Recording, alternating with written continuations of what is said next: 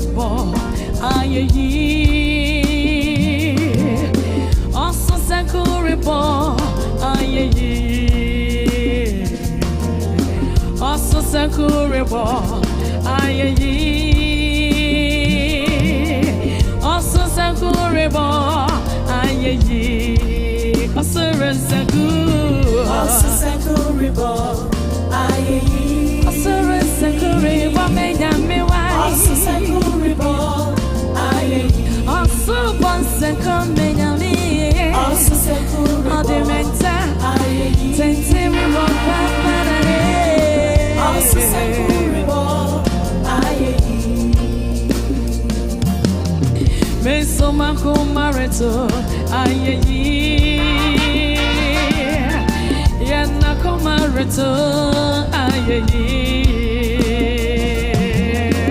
So my comarito, aye, amano, my comarito, aye, your comarito, so my comarito, aye, my comarito, aye, so my comarito, aye, my comarito, me, why, ye, mo, so my comarito, aye, man, me, aye,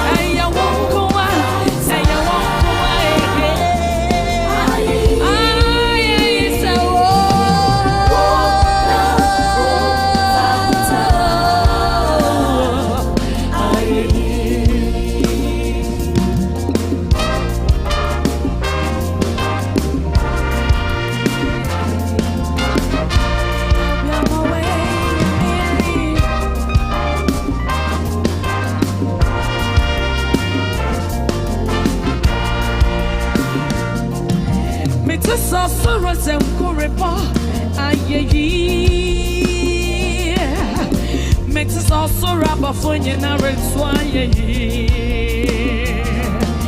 makes it was so romantic, so quack so de shenya me pneumonia, also Rasakureto, aye, ain't miss on Macoma Rebo, aye, amenya me, Macoma Rebo, aye. Maso, aye, amano, makoma reto, aye, ajunkwa fato,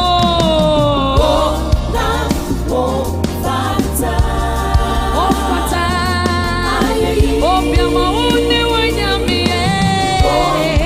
aye, wonkoa, aye, wonkoa, aye, sawo.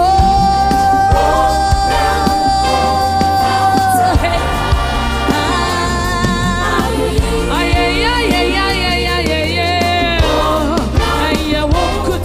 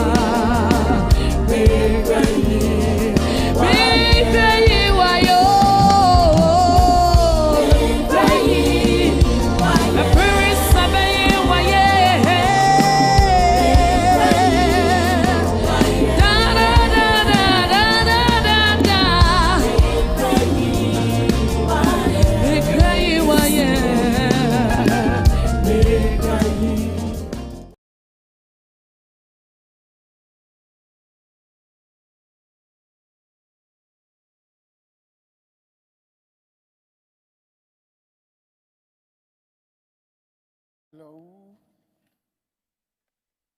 Good afternoon, viewers, and welcome to Back to the Sound Basics with me, your host, Sap. And today I'm glad to have come your way once again. Last week I was missing in action, but by grace, we are good to have come back to continue our various lessons as to why you do what you do and how you do it.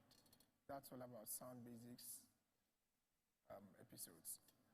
Today happens to be our our 8th episode running. And let me state it that for the first season of this Back to the Sound Basics, we are running 12 episodes. And then after the 12 episodes, we will run the second season, also 12 episodes, in that order. So for the first set of season, we are looking at the various basics, especially in terms of live mixing and live sound, the experiences that we have been going through in our daily works. I mean, we say that experience is the best teacher, meaning whatever you experience teaches you so much. And last 2 weeks and last week, we were privileged to have had Caleb Ashon-Katai of iMix Audio School, and he also happens to be the audio engineer for Streamline Productions. And today, we are to come your way once again with the continuation of last week's episode or topic. That is basics of mixing. Basics of mixing. What a mixer does and what mixing is all about. Okay. As we move on, your questions can also appear at the comment section of the Facebook as well as the YouTube live pages. All right. And today, we were supposed to have Clue Amenyo Andrews of Coming Studios, but unfortunately, due to a busy schedule or one or two things that couldn't go down well, he is not able to make it today. He couldn't make it today. So I'll be standing in as the host and the guest as well. All right. So today we'll just be moving on. Let me state that this program is made possible and available to us by kind courtesy MSAP Music and IT Services and Design Impact. All right. Design Impact is in charge of all of our media works and our graphic projections and all that, as well as all the behind-the-scenes deals that we go through is brought to you by Design Impact. And MSAP Music and IT Services are running the show as the frontline header. All right. My name once again is Ebenezer Mensa Sapon. You can call me MSAP. I'm the chief servant of MSAP Music. And then I happen to be learning with you along the line. Today we are moving on straight to the basis of mixing. Last week, Caleb Ashon-Katai did justice to the introduction of what a mixing is and what definition of mix is. A very big shout out to Dennis, my guy, who stood in for me last week as the host for the day, and he did a good job. And Caleb, I salute. Bro, you're a bro for good. So I appreciate you all. Oti, get ready to be on the season 2. All right. And Bassi Mix, I also salute you, boss. You've done a good job in the music industry for the past 25 years. We salute your prowess. All right. So last week, or in episode 7, you went through what a mixer is, being a tool for shaping audio, a mixer, also the nerve center of these sources and the most vital part of your audio system. And we also learned that regardless of whatever, however the size and however the cost and whatever the mixer is, its basic work is to blend all sort of controls and volumes and the number of input signals and effects processing whenever required. And also, with whether it's 32 channels, 64 channels, regardless of its complexity, a mixer is just made up of some things that are repeated over and over and over again. Okay? So adding of signals, adding of effects, processing when and what is required of them. I mean, routing it into another audio device, whether for recording or for CD production, and then all of that. We are looking at that in extensive. Now today, where we are now is that we are looking at the guidelines in choosing a mixer. If you want to buy a mixer, if you want to get a mixer for your work, if you want to get a mixer through it all, what do you want to do? And what do you intend to achieve? So what kind of mixer do you even want to buy? What kind of mixer do you want to go in for? Okay? All right. So these are the guidelines we are going to go through. Now you know what a mixer is and what mixing is. So now you want that particular tool which you will use to work out your mixing, and that is the mixer. So the various guidelines or the various protocols that you can lay down or follow to make sure your mixing or your mixer is the right one for you. All right, that is what we are going to discuss. So, sorry. When we come back from a short commercial break, we will zoom into what the various mixers are and what goes into them if you want to choose them. Stay tuned and we'll be right back after this short commercial break.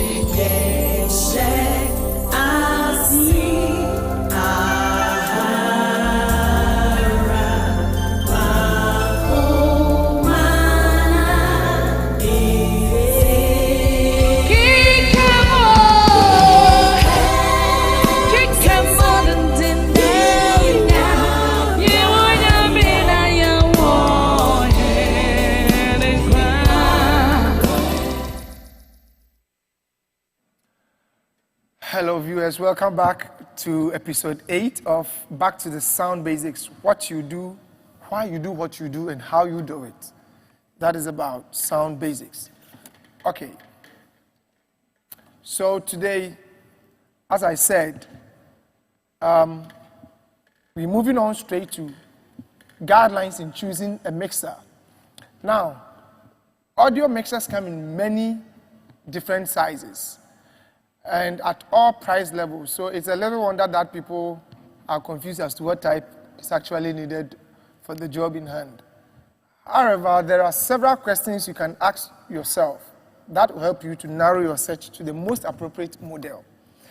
What I'm trying to say here is that there are a lot of mixers that come in handy, whether in different sizes, in different price levels, in different models.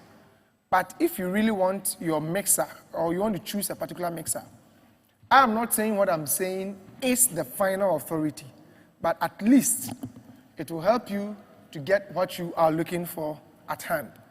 And it's going to go a very long way for you to choose the appropriate model. Over here, I'm not going to limit my search to only the guitar boards, neither am I going to limit my guidelines to only analog boards. But hey, over here, if you're able to go through them and the various questions that I'm going to ask and the various questions that you're going to answer for yourself is going to go a long way to help you manage your board or manage what you want to buy. So these are the various questions that I would be glad for us to answer. Now, the first question is that, what am I going to be using the mixer for? What is going to be your use for the mixer that you want to buy? That particular mixer you want to buy. What is going to be your use for it? Is it going to be meant for multi-track recording at the same time that of the live work PA? Or is it just going to be for monitoring? Is it going to be for only live PA reinforcement? Is it only going to be for only your studio projects?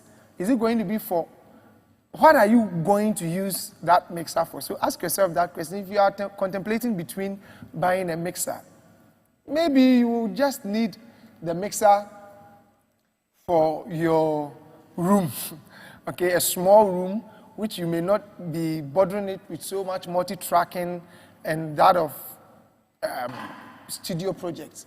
Rather, you will just be using it for maybe just playing and small setup without necessarily concentrating on multi-track recording. Hey, don't bother yourself to buy a huge board. That will go a long way to deteriorate your pocket. All right. Then again, you also have to consider whether it's going to be for live PA, where there are going to be so much demand on you, or a live PA which is going to just go a unique way for people to get a small number of people to appreciate. That one also depends on you. So, or are you going to go through both? Okay?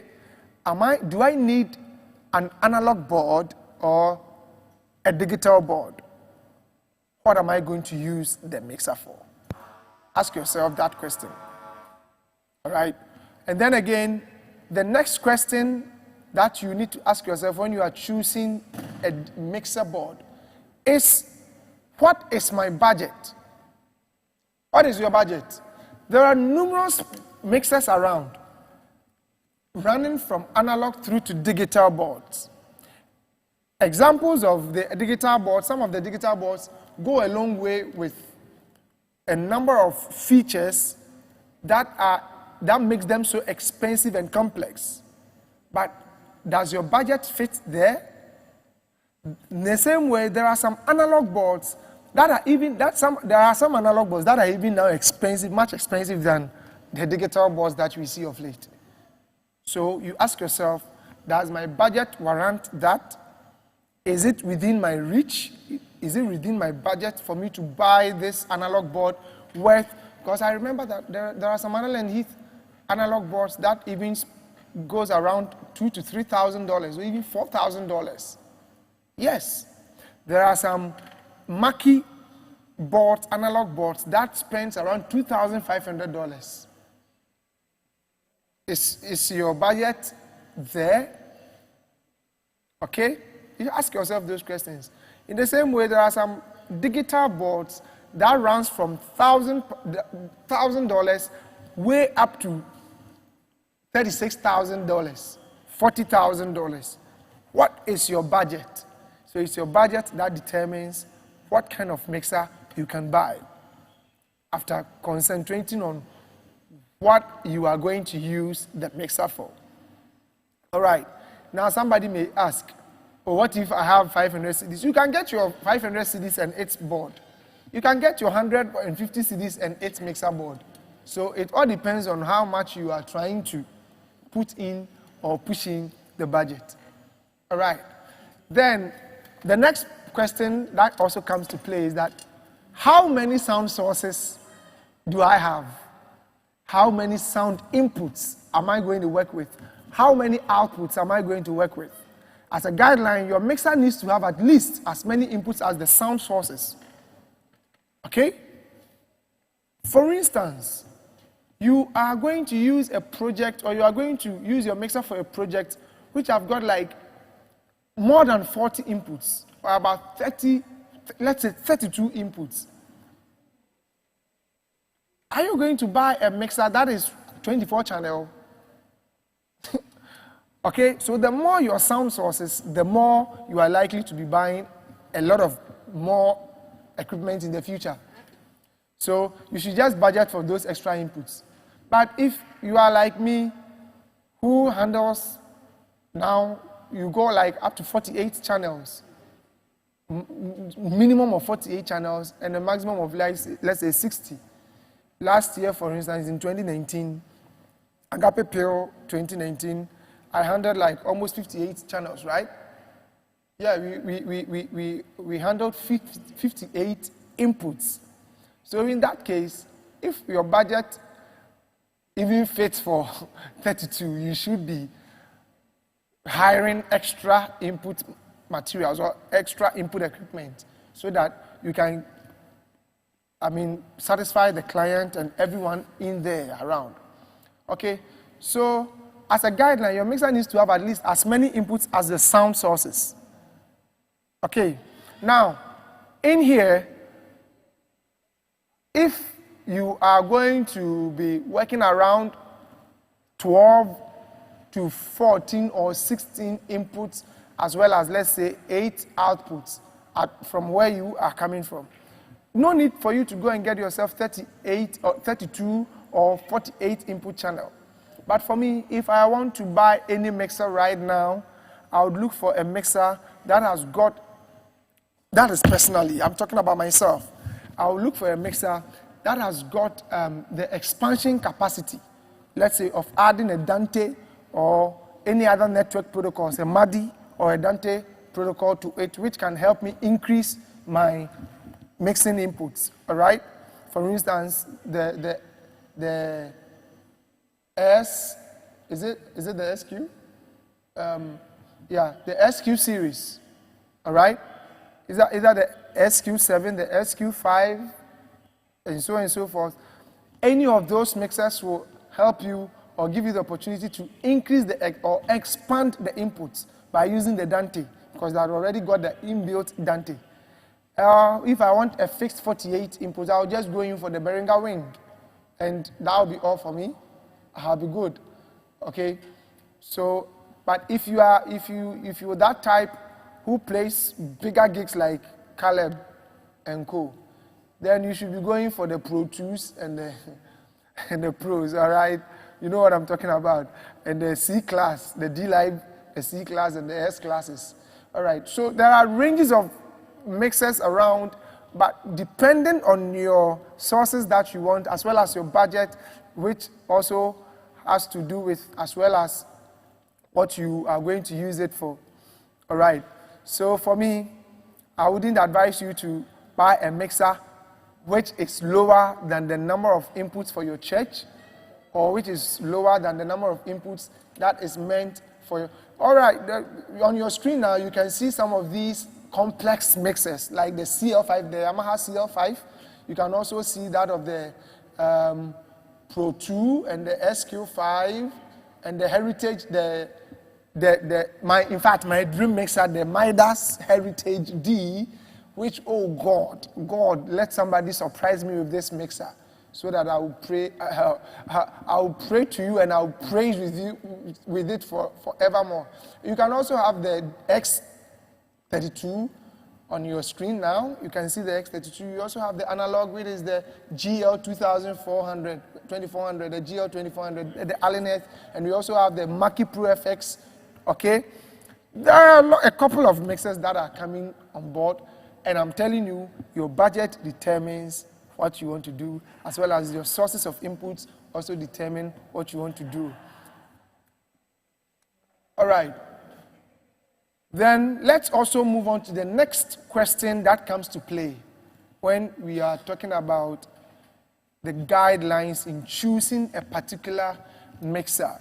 What particular mixer facilities must I have for my application? What particular mixer facilities must I have for my application? Is it plenty of EQs or auxiliaries, direct outs for recordings, inbuilt sound cards? What mixer facilities do I have which I can apply for my best options? And for my easy working out. All right, let me just take this point and explain things to you so that you answer the question for yourself. I said, what particular mixer facilities must I have for my application. For me applying to it. All right, this is what I mean to say. If there are some mixers that have got plenty EQ bands, which have got more than 6 EQ bands at a go, you could have the high filter or the high shelf. You could have, especially if it's how do you call it? If it's a digital board, these advanced digital board, pro advanced digital boards, or pro analog boards, there are some EQs that have got more than just the 6 or the mere 6 parametrics. Some go as much as 8. It will have the high, each sweeper, each shelf, the mid, each sweeper, each shelf, the low mid, each sweeper, each shelf, the high mid, all right? And then it will have its low frequencies as well. Am I looking for such a mixer? Which, if it's there, am I to go through that? Or I want a mixer that I've got a lot of auxiliaries, a lot of buses, which will give me the room to operate so much freely, where each and every instrumentalist will have his own line for me to tweak aside the floor wedges and the side fills, okay? As well as giving me the opportunity of the room to do sub-mixing and sub-grouping with a lot of auxiliaries or busing system, all right? And then, or do I also have direct outs if it's an analog board, which will help me or which will allow me to operate or create a lot of multi-track recording outs, which I'll be connecting to different boards. Will it allow me to do that? Okay, you just have to look out for all these things. Okay, all right. The direct out. Those of you who have been using analog boards like Mackie Onyx, Allen and Heath, the GLD series, as well as the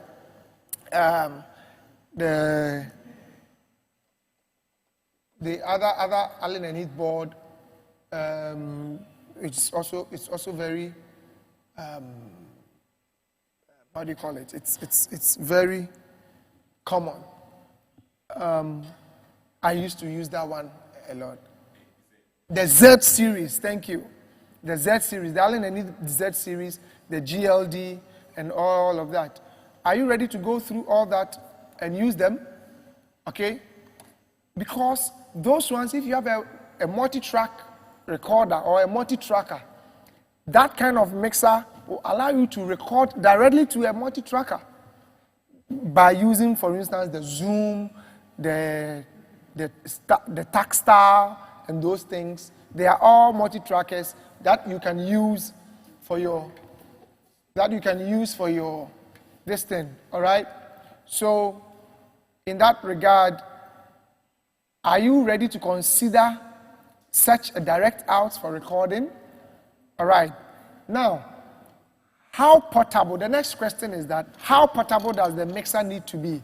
Do you need a cumbersome mixer or a portable mixer? For instance, now people just depend on the digital snake or on the stage boxes to work. So they can decide, instead of getting a big digital mixer, which have got the local inputs so much at the back, they can decide to go for instance, if you are using Midas or Midas, somebody can decide to go for Midas M32R instead of the Midas M32. M32R is just about 16 inputs locally, all right? But when you connect to the DL32 stage box, it gives you all the 32 inputs, all right? If you add a Dante card to it, it can give you up to 48 inputs, and you are good to go. So how portable do you want your mixer to be like? Or you want it as big as mine, just like the Midas M32, the bigger one that you first saw on your screen, like this? Or you want the Midas M32R, the small one that you see on your screen right now? Do you want the X32 or the X32 compact or the X32 producer. Which one do you want? But mind you, what you choose determines your budget. What you choose determines the sources of inputs that you need. A lot of people call me like, oh, my person me told me mix amount, sorry, but which one do we buy? Which one do we go for? I always tell them, I just first ask you, what is your budget? What is your budget? What is your budget? And what are you going to use it for? Is it a small church? Is your input up to 16? Is your input up to 32? Do you have inputs that are beyond 32? Do you have inputs that are beyond 16 or that is below 16? Then, hey, just get to know what you are looking for, and it will be good for you. All right, the next thing that comes to mind is that, will I be doing any location work where there won't be mains power available? Will I be doing any location work where there won't be any mains power available? Will I be working from a place where there are short of electricity, but you will have to carry it along with some extra power or some any power for yourself? Will I be doing any location work? Will you be carrying it around on a tour, or will it be stationary at a point? You need to consider all that, because if you go in for a mixer, that whenever you dismantle and you go and put it at a different location, it gives you a lot of problems. What are you going to do, or what are you going to use it for? It will give you a problem anytime you reconnect. So you need to consider that so that you can buy a durable and a long-lasting mixer for yourself or for the entity that you're working with. All right? So you just have to get hold of these little questions before you choose your mixer. As I'm saying, your comments can come through to the various comment section of Facebook as well as the YouTube channels. All right, we'll be willing and we'll be glad to share with you all that you have been posting through. All right, so the next question is, have I read enough guidelines to mixing from cover to cover? For instance, what I'm teaching today, have you ever read anything of such? Have you ever read of anything that goes in there like that? Have I read enough guide notes to mixing, which can help you to get enough knowledge? They say knowledge is power. Yes. If you don't read a lot about some of these things we are talking about, you always go to the market, gallivant around, get anything for yourself, and at the end of the day, you'll be blaming yourself. All right? So, you just have to read enough.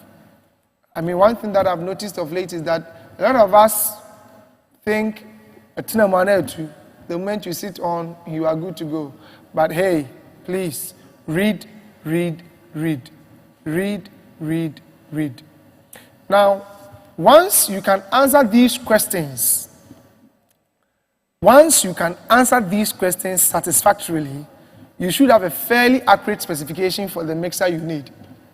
So, let's go through those questions again. What am I going to be using the mixer for? Is it for multi-tracking? Is it for live PA? Or for both? Or any other thing? What is my budget? What is my budget? How much are you having on your that you want to buy the mixer? How much are you going to buy? How many sound sources do I have? As a guideline, your mixer needs to have at least as many inputs as sound sources. If you are likely to be buying more equipment in the future, you should budget for extra inputs. What particular mixer facilities must I have for my application? That's plenty of EQs, auxiliaries or bassing system, direct outputs, and so on and so forth for recordings, etc. How portable does the mixer need to be? Will I be doing any location work? Will I be doing any location work where there won't be any mains power available? Have I read enough guidelines or guide notes to mixing from cover to cover, just as we are doing now? So as I repeat, once you can answer these questions satisfactorily, beloved, you should have a fairly accurate specification for the mixer you need. Now, let's take a very quick breather. When we are back, we look at the description of the controls on a mixer. Now, assuming you have chosen or selected a mixer, we will then move on straight to the various descriptions that we find on a mixer. Let's take a very quick breather, and we'll be right back. Thank you.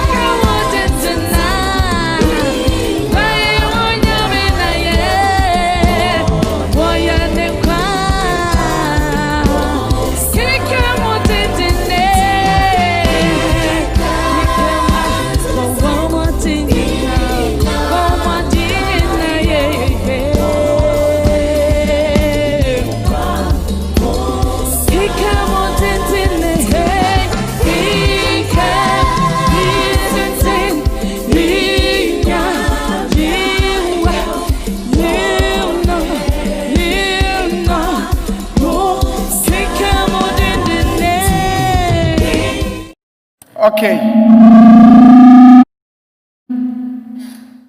Sorry for that feed. Sorry. All right. Now, as I indicated earlier on, we just done with the guidelines in choosing a mixer for yourself. Okay, so, those of you who are wishing me well on Facebook, that I get the Midas Heritage D. Oh, God bless you, Senior Julius. God bless you. Della, yes, it is yours, cry. It is yours. It is yours. You people should tell that the clueness that I'll be coming for the SQ5. Okay? I'll be coming for the SQ5. And I'll just come for it. All right.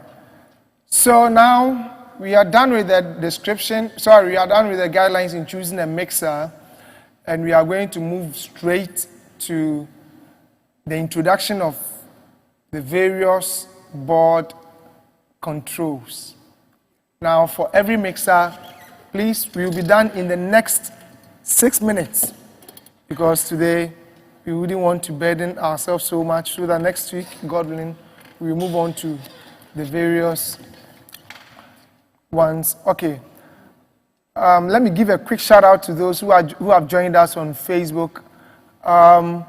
Senior Julius, I see you. I give you a shout out.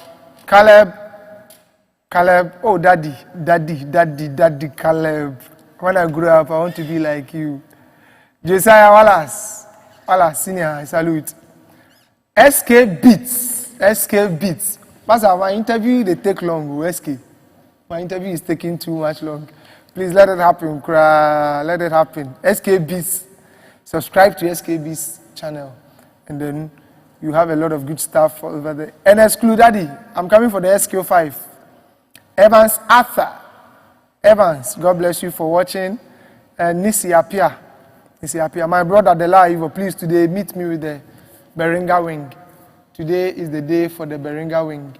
Today, Beringa Wing will visit our Scott Baptist Church. I need to bless it and touch it today. All right, so thanks to you all for watching and for making it possible today. So now let me quickly move on to the very nitty-gritty of the description. As I said, by 1:05 we are ending the show today, so I'll just give a brief introduction. All right. Now, with a brief description, let me just say that next week, what we are going to discuss next week will be very detailed. Next week will be very, very detailed. So let's look at these things for next week, and then from next week, we continue from there. As I'm saying, we will look at the description of the controls. We'll look at what mono inputs are and what stereo inputs are. We will look at the various things that make up the mono inputs. That is the mic in, line in, and so on and so forth. We'll be looking at the various insert points as well as the various direct outs that I spoke about. We look at gain control. So you see, what we are going to discuss from tomorrow or from the very days ahead of us are not just going to bother on digital boards alone, but analog. So you also look at the various direct out, how it works. You will look at it, and then you look at the gain control or input sensitivity, gain control. We are not looking at, that is not gain staging, please. That is gain control, just the control on the mixer board, okay? Because after going through these things, then we will come into the mixing proper. That will be the gain staging and then so on and so forth. We will be looking at what HPF is, where it is located, okay? And then we will look at the EQ section, we will look at the auxiliary section, we look at the panoramic control, which is panning. We look at the solo, we look at the pre-fader level or the pre-fader listen, the PFL. We will look at the mute, we will look at faders, we will look at routing, we will look at the various routings that are found or that we do within a particular mix. So we will be touching on a wide range of controls that are found on every mixer, whether analog or digital. But most comprehensively, we'll be using the Midas M32, the X32, as well as the Behringer Wing as the yardstick or the guideline for the digital setup, as well as we also look at the Z, okay? We look at the analog, the Z, and the Mackie Onyx for the analog side, all right? And then the Mackie Pro FX also for the analog side. These are the 3 or the 6 mixers that we'll be using, okay, to deal with the various controls within the mixing part.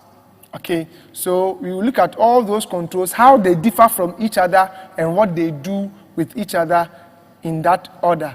All right, so today, that brings us to the end of today's lesson. As I said, by 5 minutes past 1, we will just have to finish our lesson for the day, and then we will just close it here. So God will next week make a time or make a date with me next week at the same time, 12 o'clock noon to 1 o'clock. And we'll have a very good time. So today we just looked at the various guidelines in choosing a mixer, and the next week we'll be looking at the description of the various controls of a particular mixer, okay, or every mixer that goes hand in hand. and we'll be looking at what each and every one of those controls do next week, God willing. This program is made possible by kind courtesy, SAP Music and IT Services, and then Design Impact. Design Impact. Yeah, that reminds me, senior of Divine Media HD. I salute my boss. I salute. Thanks for the backdoor encouragement and guidelines. I'm blessed and I'm grateful to have you. Thanks a lot. Basimex, I'll be coming there right from here. Thanks for all the advice. We appreciate you. 25 to 30 years in the ministry of sound engineering is not a joke. Senior Kakraba of Reverb Studios. God bless you for your warm reception and all the advices you've been giving us. We bless you, and we are so privileged to have you in this generation. We don't take you for granted. Kakraba Jonathan, Pastor Kakraba Jonathan. God bless you so much. All right, so today happens to be the end of the 8th episode of Back to the Sound Basics. Why you do what you do and how you do it. It affects you. God bless you, and stay tuned. God bless you.